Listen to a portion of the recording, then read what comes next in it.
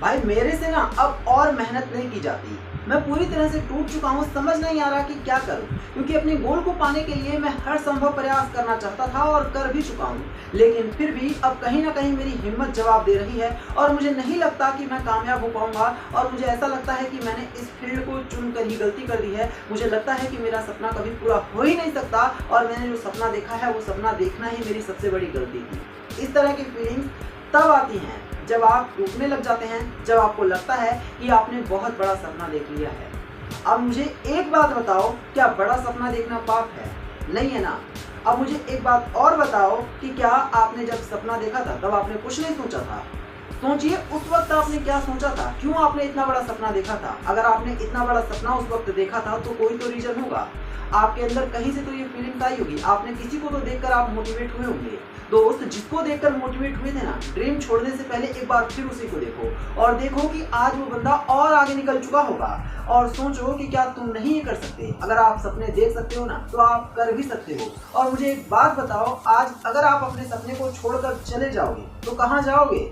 और क्या आप इस दुनिया में एक शर्म से झुके हुए चेहरे नहीं बन जाओगे? लोगों के लिए क्या एग्जाम्पल बनोगे वो आप भी जानते हो। जहां पर भी जाओगे ना, लोग अगर आपका मजाक उड़ाएं तो शायद मुझे हैरानी नहीं होगी, क्योंकि आप हो ही डरपोक। अगर आप अपने सपने को छोड़कर भाग जाते हो तो आप दुनिया में किसी भी चीज से सच्चा प्यार नहीं कर सकते। जो इंसान अपने सपने को सच्चा प्यार नहीं कर सकता ना, मुझे नहीं लगता कि वो इंसान किसी भी और चीज से सच्चे दिल से प्यार कर सकता है। तो अगर आप अपने सपने को छोड़ रहे हो ना तो ध्यान रखना, आप कहीं के नहीं रह जाओगे। अपने सपने के पीछे इस तरह से पड़ जाओ कि बाकी दुनिया है भी या फिर नहीं है ये भी आप भूल जाओ। लोगों से आप तभी बात करो जब आपको लोगों की जरूरत हो। लोगों से आप तब मत बात करो जब लोगों को आपकी जरूरत हो। अगर आप लोगों के लिए अवेलेबल रहोगे तो हमेशा के लिए लोगों के लिए ही अवेलेबल बनकर रह जाओगे। लोगों के लिए बहुत कम अवेलेबल रहो। सिर्फ और सिर्फ अगर आपको किसी चीज के लिए जागना है, लड़ना है, भागना है, जो कुछ भी करना है तो वो अपने सपनों के लिए करो।